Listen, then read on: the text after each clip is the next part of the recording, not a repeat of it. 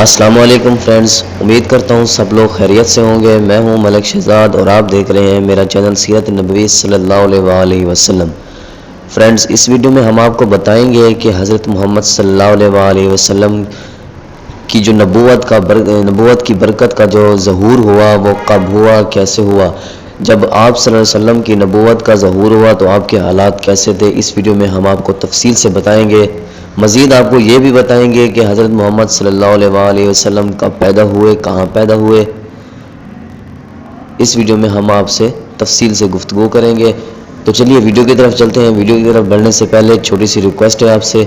اگر آپ چینل پہ نیو ہیں تو ہمارے چینل کو سبسکرائب، ہماری ویڈیو کو لائک اور بیل آئیکن کو ضرور پریس کیجئے گا تاکہ ہماری اس طرح کی ہر آنے والی ویڈیو آپ تک بر وقت پہنچ سکے۔ تو چلیے جلدی سے ویڈیو کی طرف بڑھتے ہیں۔ جی تو دوستو، ہم ویڈیو کی طرف پہنچ چکے ہیں اور ہم پڑھیں گے برکات نبوت کا ظہور، یعنی نبوت کی برکت کا ظہور کب اور کیسے ہوا، آپ کے حالات کیسے تھے۔ جی، جس طرح سورج نکلنے سے پہلے ستاروں کی روح پوشی، صبح صادق کی سفیدی، شفق کی سرخی سورج نکلنے کی خوشخبری دینے لگتی ہے، اس طرح جب آفتاب سے رسالت کے طلوع کا زمانہ قریب آ گیا تو اطراف عالم میں بہت سے ایسے عجیب واقعات اور خوراک عادات بطور علامات کے ظاہر ہونے لگے جو ساری کائنات کو جھنجھوڑ کر یہ بشارت دینے لگے کہ اب رسالت کا آفتاب اپنی پوری آب و تاب کے ساتھ طلوع ہونے والا ہے۔ چنانچہ اصحاب فیل کی ہلاکت کا واقعہ ناگہاں باران رحمت سے سرزمین عرب کا سرسبز و شاداب ہو جانا اور برسوں کی خشک سالی دفع ہو کر پورے ملک میں خوشحالی کا دورہ ہو جانا، بتوں کا منہ کے بل گر پڑنا، فارس کے مجوسیوں کی 1000 سال سے جلائی ہوئی آگ کا ایک لمحے میں بجھ جانا، کسرا کے محل کا زلزلہ اور اس کے 14 کنگوروں کا منہدم ہو جانا، ہمدان اور کم کے درمیان 6 میل لمبے 6 میل چوڑے بحیرہ ساواح کا یکایک بالکل خشک ہو جانا، شام اور کوفہ کے درمیان وادی سماوا کی خشک ندی کا اچانک جاری ہو جانا، حضور علیہ السلام کی والدہ کے بدن سے ایک ایسے نور کا نکلنا جس سے بصرہ کے محل روشن ہو گئے۔ یہ سب واقعات اسی سلسلے کی کڑیاں ہیں جو حضور علیہ السلام کی تشریف آوری سے پہلے ہی مبشرات بن کر عالم کائنات کو یہ خوشخبری دینے لگے کہ مبارک ہو شہ پردے سے باہر آنے والا ہے، گدائی کو زمانہ جس کے در پہ آنے والا ہے۔ حضرات انبیاء کرام علیہ السلام سے پہلے اعلان نبوت جو خلاف عادت اور عقل کو حیرت میں ڈالنے والے واقعات صادر ہوتے ہیں، ان شریعت کی اصطلاح میں ارحاس کہتے ہیں۔ ان کو شریعت کی اصطلاح میں ارحاس کہتے ہیں اور اعلان نبوت کے بعد انہی کو معجزہ کہا جاتا ہے۔ اس لیے مذکورہ بالا تمام واقعات ارحاس ہیں جو حضور اکرم صلی اللہ علیہ وآلہ وسلم کے اعلان نبوت کرنے سے پہلے ظاہر ہوئے، جن کو ہم نے برکات نبوت کے عنوان سے بیان فرمایا ہے۔ اس قسم کے واقعات جو ارحاس کہلاتے ہیں، ان کی تعداد بہت زیادہ ہے، ان میں سے چند کا ذکر ہو چکا ہے، چند دوسرے واقعات بھی پڑھ لیجئے۔ جی، محدث ابو نعیم نے اپنی کتاب دلائل النبوت میں حضرت عبداللہ بن عباس رضی اللہ تعالی عنہ کی روایت سے یہ حدیث بیان کی ہے کہ جس رات حضور علیہ السلام کا نور نبوت حضرت عبداللہ رضی اللہ تعالی عنہ کی پشت اقدس سے حضرت آمنہ رضی اللہ تعالی عنہ کے بطن مقدس میں منتقل ہوا، روئے زمین کے تمام چوپائیوں خصوصاً قریش کے جانوروں کو اللہ تعالیٰ نے گویائی عطا فرمائی اور انہوں نے بزبان فصیح اعلان کیا کہ آج اللہ عز و جل کا وہ مقدس رسول شکم مادر میں جلوہ گر ہو گیا جس کے سر پر تمام دنیا کی امامت کا تاج ہے اور جو سارے عالم کو روشن کرنے والا چراغ ہے۔ مشرق کے جانوروں نے مغرب کے جانوروں کو بشارت دی، خوشخبری دی، اس طرح سمندروں اور دریاؤں کے جانوروں نے ایک دوسرے کو یہ خوشخبری سنائی کہ حضرت ابو القاسم صلی اللہ علیہ وآلہ وسلم کی ولادت بسعادت کا وقت قریب آ گیا۔ خطیب بغدادی نے اپنی سند کے ساتھ یہ حدیث روایت کی ہے کہ حضور علیہ السلام کی والدہ ماجدہ حضرت بی بی آمنہ رضی اللہ تعالی عنہ نے فرمایا کہ جب حضور اقدس صلی اللہ علیہ وآلہ وسلم پیدا ہوئے تو میں نے دیکھا کہ ایک بہت بڑی بدلی آئی جس میں روشنی کے ساتھ گھوڑوں کے ہنہنانے اور پرندوں کے اڑنے کی آواز تھی اور کچھ انسانوں کی بولیاں بھی سنائی دیتی تھی۔ پھر ایک دم حضور صلی اللہ علیہ وآلہ وسلم میرے سامنے سے غائب ہو گئے اور میں نے سنا کہ ایک اعلان کرنے والا اعلان کر رہا ہے کہ محمد صلی اللہ علیہ وسلم کو مشرق و مغرب میں گشت کراؤ اور ان کو سمندر کی بھی سیر کراؤ تاکہ تمام کائنات کو ان کے نام اور ان کا حلیہ ان کی صفت معلوم ہو جائے اور ان کو تمام جاندار مخلوق یعنی جنوں انس ملائکہ اور چرندوں پرندوں کے سامنے پیش کرو اور انہیں حضرت آدم علیہ السلام کی صورت، حضرت شیث علیہ السلام کی معرفت، حضرت نوح علیہ السلام کی شجاعت، حضرت ابراہیم علیہ السلام کی خلت، حضرت اسماعیل علیہ السلام کی زبان، حضرت اسحاق علیہ السلام کی رضا، حضرت صالح علیہ السلام کی فصاحت، حضرت لوط علیہ السلام کی حکمت، حضرت یعقوب علیہ السلام کی بشارت، حضرت موسیٰ علیہ السلام کی شدت، حضرت ایوب علیہ السلام کا صبر، حضرت یونس علیہ السلام کی طاعت، حضرت یوشع علیہ السلام کا جہاد، حضرت داؤد علیہ السلام کی آواز، حضرت دانیال علیہ السلام کی محبت، حضرت الیاس علیہ السلام کا وقار، حضرت یحییٰ علیہ السلام کی عصمت، حضرت عیسیٰ علیہ السلام کا زہد عطا کر کے ان کو تمام پیغمبروں کے کمالات اور اخلاق حسنہ سے مزین کر دو۔ اس کے بعد وہ بادل چھٹ گیا، پھر میں نے دیکھا کہ آپ ریشم کے سبز کپڑے میں لپٹے ہوئے ہیں اور اس کپڑے سے پانی ٹپک رہا ہے اور کوئی منادی اعلان کر رہا ہے کہ واہ کیا خوب، محمد صلی اللہ علیہ وسلم کو تمام دنیا پر قبضہ دے گیا اور کائنات عالم کی کوئی چیز باقی نہ رہی جو ان کے قبضہ اقتدار و غلبہ اطاعت میں نہ ہو۔ اب میں نے چہرہ انور کو دیکھا تو 14ویں کے چاند کی طرح چمک رہا تھا اور بدن سے پاکیزہ مشک کی خوشبو آ رہی تھی۔ پھر 3 شخص نظر آئے، ایک کے ہاتھ میں چاندی کا لوٹا، دوسرے کے ہاتھ میں سبز زمرد کا تشت، تیسرے کے ہاتھ میں ایک چمکدار انگوٹھی دی۔ انگوٹھی کو 7 مرتبہ دھو کر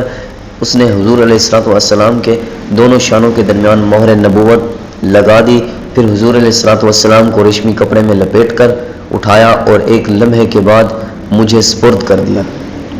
جی تو یہ تھا اعلان نبوت کا ظہور، یعنی برکات نبوت کا ظہور یہ تھا کہ جب آپ صلی اللہ علیہ وآلہ وسلم پیدا ہوئے تو فرشتوں نے آ کر انہیں اٹھایا، انہیں نہلایا دھلایا اور پوری کائنات کی انہیں سیر کرائی۔ اللہ پاک کے حکم سے حضرت محمد صلی اللہ علیہ وسلم نے پوری کائنات کی سیر کی، اس کے بعد انہیں حضرت آمنہ کے سپرد کر دیا گیا۔ جی تو دوستو ہم پڑھیں گے دوسرا باب اور حضرت محمد صلی اللہ علیہ وآلہ وسلم کا بچپن مبارک کہ آپ بچپن میں کیسے تھے، آپ کے بچپن کے حالات کیسے تھے، ولادت باسعادت کب ہوئی آپ کی، مزید ہم اس ویڈیو میں بھی چل کے پڑھیں گے۔ حضور اکرم صلی اللہ علیہ وسلم کی تاریخ پیدائش میں اختلاف ہے، مگر قول مشہور یہی ہے کہ واقعہ اصحاب فیل سے 55 دن کے بعد 12 ربیع الاول بمطابق 20 اپریل 571 ولادت باسعادت کی تاریخ ہے۔ اہل مکہ کا بھی اسی پر عمل درآمد ہے کہ وہ لوگ 12ویں ربیع الاول ہی کو شانہ نبوت کی زیارت کے لیے جاتے ہیں اور وہاں میلاد شریف کی محفلیں منعقد کرتے ہیں۔ تاریخ عالم میں یہ وہ نرالا اور عظمت والا دن ہے کہ اسی روز عالم ہستی کے ایجاد کا باعث گردش لیل و نہار کا مطلوب، خلق آدم کا رمز، کشتی نوح کی حفاظت کا راز، بانی کعبہ کی دعا، ابن مریم کی بشارت کا ظہور، کائنات وجود کے الجھے ہوئے گیسوں کو سنوارنے اور تمام جہان کے بگڑے نظاموں کو سدھارنے والا، یعنی وہ نبیوں میں رحمت لقب پانے والا، مراد غریبوں کی برلانے والا، مصیبت میں غیروں کے کام آنے والا، وہ اپنے پرائے کا غم کھانے والا، فقیروں کا ماوا، ضعیفوں کا ملجا، یتیموں کا والی، غلاموں کا مولا، سند الاصفیاء، اشرف الانبیاء، احمد مجتبی، محمد مصطفیٰ صلی اللہ علیہ وآلہ وسلم عالم وجود میں رونق افروز ہوئے اور پاکیزہ بدن، ناف بریدہ، ختنہ کیے ہوئے، خوشبو میں بسے ہوئے، بحالت سجدہ مکہ مکرمہ کی مقدس سرزمین میں اپنے والد ماجد کے مکان کے اندر پیدا ہوئے۔ باپ کہاں تھے جو بلائے جاتے اور اپنے نو نہال کو دیکھ کر نہال ہوتے، وہ تو پہلے ہی وفات پا چکے تھے۔ دادا بلائے گئے اس وقت طواف کعبہ میں مشغول تھے۔ یہ خوشخبری سن کر دادا عبد المطلب خوشی خوشی حرم کعبہ سے اپنے گھر آئے اور والہانہ جوش محبت میں اپنے پوتے کو کلیجے سے لگایا، پھر کعبہ میں لے جا کر خیر و برکت کی دعا مانگی اور محمد نام رکھا۔ آپ صلی اللہ علیہ وآلہ وسلم کے چچا ابو لہب کی لونڈی صوبیہ خوشی میں دوڑتی ہوئی گئی اور ابو لہب کو بھتیجا پیدا ہونے کی خوشخبری دی تو اس نے اس خوشی میں شہادت کی انگلی کے اشارے سے صوبیہ کو آزاد کر دیا، جس کا ثمرہ ابو لہب کو یہ ملا کہ اس کی موت کے بعد اس گھر والوں نے اس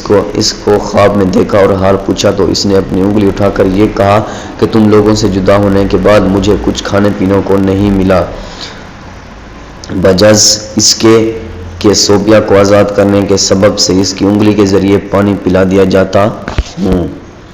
اس موقع پر حضرت شیخ عبدالحق محدث دہلوی رحمۃ اللہ علیہ نے ایک بہت ہی فکر انگیز اور بصیرت افروز بات تحریر فرمائی ہے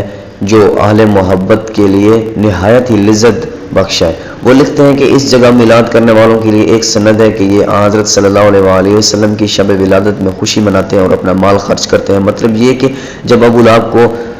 جو کافر تھا اور اس کی مذمت میں قرآن نازل ہوا، حضرت صلی اللہ علیہ وسلم کی ولادت پر خوشی منانے اور باندی کا دودھ خرچ کرنے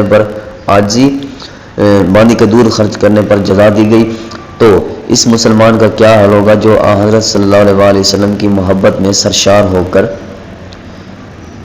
خوشی مناتا اور اپنا مال خرچ کرتا۔ جی تو پیارے دوستو، یہ آپ صلی اللہ علیہ وآلہ وسلم کا بچپن مبارک تھا۔ آپ مکہ مکرمہ میں پیدا ہوئے تھے، جو ہم نے آپ کو تفصیل سے بتایا۔ مزید آگے ہم چل کے یہ بتائیں گے کہ مولدہ نبی صلی اللہ علیہ وآلہ وسلم کیا چیز ہے۔ جی تو چلیے اسے تفصیل سے پڑھتے ہیں۔ جس مقدس مکان میں حضور صلی اللہ علیہ وآلہ وسلم کی ولادت ہوئی، تاریخ اسلام میں اس مقام کا نام مولدہ نبی صلی اللہ علیہ وآلہ وسلم یعنی نبی کی پیدائش کی جگہ ہے۔ یہ بہت ہی متبرک مقام ہے۔ سلاطین اسلام نے اس مبارک یادگار پر بہت ہی شاندار عمارت بنا دی تھی، جہاں اہل حرمین شریفین اور تمام دنیا سے آنے والے مسلمان دن رات محفل میلاد شریف منعقد کرتے اور صلاۃ و سلام پڑھتے رہتے تھے۔ چنانچہ حضرت شاہ ولی اللہ صاحب محدث دہلوی رحمۃ اللہ علیہ نے اپنی کتاب فیوض الحرمین میں تحریر فرمایا کہ میں ایک مرتبہ اس محفل میلاد شریف میں حاضر ہوا جو مکہ مکرمہ میں 12ویں ربیع الاول کو مولدہ نبی صلی اللہ علیہ وسلم میں منعقد ہوئی تھی۔ جس وقت ولادت کا ذکر پڑھا جا رہا تھا تو میں نے دیکھا کہ یک بارگی اس مجلس سے کچھ انوار بلند ہوئے۔ میں نے ان انوار پر غور کیا تو مجھے معلوم ہوا کہ رحمت اللہ اور ان کے فرشتوں کے انوار تھے جو ایسی محفلوں میں حاضر ہوا کرتے ہیں۔ جب حجاز پر نجدی حکومت کا تسلط ہوا تو مقابرہ جنت المولا و جنت البقیع کے گنبدوں کے ساتھ ساتھ نجدی حکومت نے اس مقدس یادگار کو بھی توڑ پھوڑ کر مسمار کر دیا اور برسوں یہ مبارک مقام ویران پڑا رہا، مگر جب جون 1959 میں اس مرکز خیر و برکت کی زیارت کے لیے حاضر ہوا تو میں نے اس جگہ ایک چھوٹی سی بلڈنگ دیکھی جو مکفل تھی۔ بعض عربوں نے بتایا کہ اس بلڈنگ میں ایک مختصر سی لائبریری اور چھوٹا سا مکتب ہے۔ اب اس جگہ نہ میلاد شریف ہو سکتا ہے نہ صلاۃ و سلام پڑھنے کی اجازت ہے۔ میں نے اپنے ساتھیوں کے ساتھ بلڈنگ سے کچھ دور کھڑے ہو کر چپکے صلاۃ و سلام پڑھا اور مجھ پر ایسی رکعت طاری ہوئی کہ میں کچھ دیر تک روتا رہا۔ جی برادر، تو یہ تھی حضرت محمد صلی اللہ علیہ وآلہ وسلم کی پیدائش ہونے کی جگہ، جہاں پر جب آپ پیدائش ہوئے اس کے ہر روز بعد آپ صلی اللہ علیہ وسلم پر صلاۃ و سلام بھیجتے تھے، محفل میلاد مناتے تھے اور دعا کیا کرتے تھے۔ آگے ہم پڑھیں گے دودھ پینے کا زمانہ۔ حضرت محمد صلی اللہ علیہ وآلہ وسلم کا دودھ پینے کا زمانہ کیسا تھا؟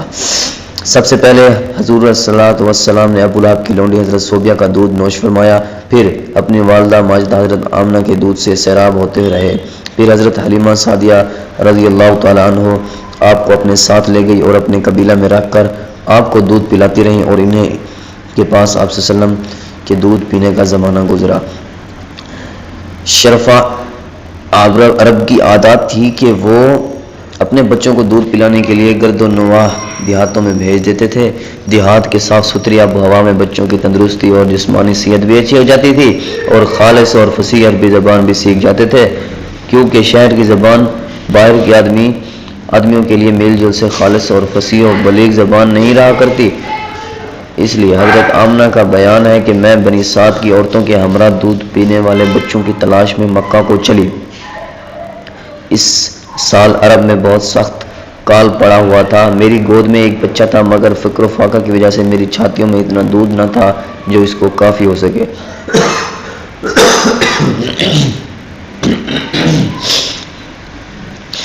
رات بھر وہ بچہ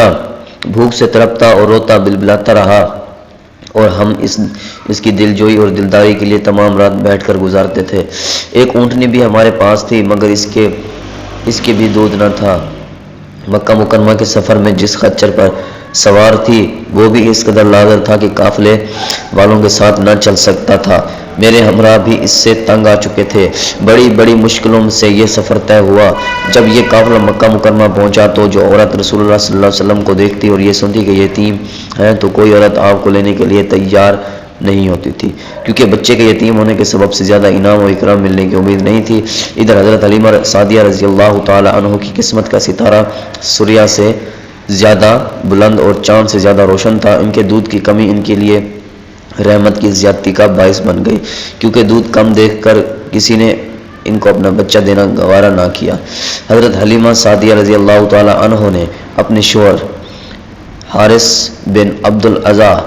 سے کہا کہ یہ تو اچھا نہیں معلوم ہوتا کہ میں خالی ہاتھ واپس جاؤں، اس سے تو بہتر یہی ہے کہ میں اس یتیم ہی کو لے چلوں۔ شوہر نے اس کو منظور کر لیا اور حضرت حلیمہ سعدیہ اس در یتیم کو لے کر آئیں، جس سے صرف حضرت حلیمہ رضی اللہ تعالی عنہ اور حضرت آمنہ رضی اللہ تعالی عنہ کے گھر میں نہیں بلکہ کائنات عالم کے مشرق و مغرب میں اجالا ہونے والا تھا۔ یہ خداوند قدوس کا فضل عظیم ہی تھا کہ حضرت حلیمہ رضی اللہ تعالی عنہ کی سوئی ہوئی قسمت بیدار ہو گئی اور سرور کائنات صلی اللہ علیہ وسلم ان کی آغوش میں آ گئے۔ اپنے خیمے میں لا کر جب دودھ پلانے بیٹھی تو باران رحمت کی طرح برکات نبوت کا ظہور شروع ہو گیا۔ خدا کی شان دیکھیے کہ حضرت حلیمہ رضی اللہ تعالی عنہ کے مبارک پستان میں اس قدر دودھ اترا کہ رحمت عالم صلی اللہ علیہ وسلم نے بھی اور ان کے رضائی بھائی نے بھی خوب شکم سیر ہو کر دودھ پیا اور دونوں آرام سے سو گئے۔ ادھر اونٹنی کو دیکھا تو اس کے تھن دودھ سے بھر گئے تھے۔ حضرت حلیمہ کے شوہر نے اس کا دودھ دہا اور میاں بیوی دونوں نے خوب سیر ہو کر دودھ پیا اور دونوں شکم سیر ہو کر رات بھر سکھ اور چین کی نیند سوئے۔ حضرت حلیمہ رضی اللہ تعالی عنہ کا شوہر حضور رحمت صلی اللہ علیہ وسلم کی یہ برکتیں دیکھ کر حیران رہ گیا اور کہنے لگا کہ حلیمہ تم بڑا ہی مبارک بچہ لائی ہو۔ حضرت حلیمہ رضی اللہ تعالیٰ عنہ نے کہا واقعی مجھے بھی یہی امید ہے کہ یہ نہایت ہی بابرکت بچہ ہے اور خدا کی رحمت بن کر ہم کو ملا ہے، اور مجھے یہی توقع ہے کہ اب ہمارا گھر خیر و برکت سے بھر جائے گا۔ حضرت حلیمہ رضی اللہ تعالیٰ عنہ فرماتی ہیں کہ اس کے بعد ہم رحمت عالم صلی اللہ علیہ وسلم کو اپنی گود میں مکہ مکرمہ سے اپنے گاؤں کی طرف روانہ ہوئے تو میرا وہی خچر اب اس قدر تیز چلنے لگا کہ کسی سواری اس کی گرد کو نہیں پہنچتی تھی۔ قافلے کی عورتیں حیران ہو کر مجھ سے کہنے لگیں کہ اے حلیمہ رضی اللہ تعالی عنہ، کیا یہ وہی خچر جس پر تم سوار ہو کر آئی تھی یا کوئی دوسرا تیز رفتار خچر تم نے خرید لیا ہے؟ الغرض ہم اپنے گھر کو پہنچے، وہاں سخت قحط پڑا ہوا تھا، تمام جانوروں کے تھن میں دودھ خشک ہو چکے تھے، لیکن میرے گھر میں قدم رکھتے ہی میری بکریوں کے تھن دودھ سے بھر گئے۔ اب روزانہ میری بکریاں جب چراگاہ سے واپس آتی تو ان کے تھن دودھ سے بھرے ہوتے، حالانکہ پوری بستی میں کسی اور کو اپنے جانوروں کا ایک قطرہ دودھ نہیں ملتا تھا۔ میرے قبیلہ والوں نے اپنے چرواہوں سے کہا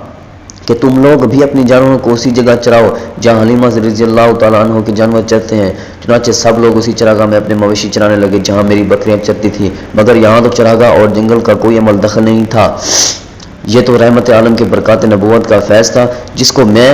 اور میرے شوہر کے سوا میری قوم کا کوئی شخص نہیں سمجھ سکتا تھا۔ الغرض اس طرح ہر قدم پر ہم برابر آپ صلی اللہ علیہ وسلم کی برکتوں کا مشاہدہ کرتے رہے، یہاں تک کہ 2 سال پورے ہو گئے اور میں نے آپ کا دودھ چھڑا دیا۔ آپ صلی اللہ علیہ وسلم کی تندرستی اور نشوونما کا حال دوسرے بچوں سے اتنا اچھا تھا کہ 2 سال میں آپ صلی اللہ علیہ وسلم خوب اچھے بڑے معلوم ہونے لگے۔ اب ہم دستور کے مطابق رحمت عالم صلی اللہ علیہ وسلم کو ان کی والدہ کے پاس لائے اور انہوں نے حسب توفیق ہم کو انعام و اکرام سے نوازا۔ وہ قاعدہ کے مطابق اب ہم رحمت عالم صلی اللہ علیہ وسلم کو اپنے پاس رکھنے کا کوئی حق نہیں تھا، مگر آپ صلی اللہ علیہ وسلم کی برکات نبوت کی وجہ سے ایک لمحے کے لیے بھی ہم کو آپ صلی اللہ علیہ وسلم کی جدائی گوارا نہیں تھی۔ عجیب اتفاق ہے، اس سال مکہ معظمہ میں وبائی بیماری پھیلی ہوئی تھی، چنانچہ ہم نے اس بیماری کا بہانہ کر کے حضرت بی بی آمنہ کو رضامند کر لیا اور پھر ہم رحمت عالم کو واپس اپنے گھر لائے اور پھر ہمارا مکان رحمتوں اور برکتوں کی کان بن گیا اور آپ ہمارے پاس نہایت خوش و خرم ہو کر رہنے لگے۔ جب آپ علیہ الصلوۃ والسلام کچھ بڑے ہوئے تو گھر سے باہر نکلتے اور دوسرے لڑکوں کو کھیلتے ہوئے دیکھتے، مگر خود ہمیشہ ہر قسم کے کھیل کود سے علیحدہ رہتے۔ ایک روز مجھ سے کہنے لگے کہ اماں جان، میرے دوسرے بھائی بہن بھی دن بھر نظر نہیں آتے، یہ لوگ ہمیشہ صبح کو اٹھ کر روزانہ کہاں چلے جاتے ہیں؟ میں نے کہا کہ یہ لوگ بکریاں چرانے چلے جاتے ہیں۔ یہ سن کر آپ نے فرمایا، مادر مہربان، آپ مجھے بھی میرے بھائی بہنوں کے ساتھ بھیجا کیجیے۔ چنانچہ آپ صلی اللہ علیہ وسلم کے اصرار سے مجبور ہو کر آپ کو حضرت حلیمہ نے اپنے بچوں کے ساتھ چراگاہ جانے کی اجازت دے دی، اور آپ روزانہ جہاں حضرت حلیمہ رضی اللہ تعالیٰ عنہ کی بکریاں چرتی تھیں تشریف لے جاتے رہے، اور بکریاں چراگاہوں میں لے جا کر ان کی دیکھ بھال کرنا جو تمام انبیاء رسولوں علیہ الصلوۃ والسلام کی سنت ہے۔ آپ نے اپنے عمل سے بچپن ہی میں اپنی ایک خصلت نبوت کا اظہار فرما دیا۔ جی تو دوستو، ہم نے یہ پڑھا برکات نبوت کا ظہور، ان کا بچپن، تفصیل سے ہم نے یہ پڑھا۔ تو امید کرتا ہوں آپ کو آج کی ویڈیو بہت پسند آئی ہوگی، کیونکہ پیارے بھائی یہ اسلام کے متعلق ہے اور ہمارے سب سے بڑھ کر ہمارے نبی پاک صلی اللہ علیہ وسلم کے متعلق ہے، اس لیے امید کرتا ہوں میں آپ کو یہ ویڈیو بہت پسند آئی ہوگی۔ اگر آپ کو یہ ویڈیو پسند آئی ہے تو پلیز میری ویڈیو کو لائک کریں، میرے چینل کو سبسکرائب اور بیل آئیکن کو ضرور پریس کیجیے گا تاکہ ہماری ہر آنے والی ویڈیو آپ تک بر وقت پہنچ سکے۔ تو اسی کے ساتھ اجازت چاہتا ہوں، اللہ حافظ۔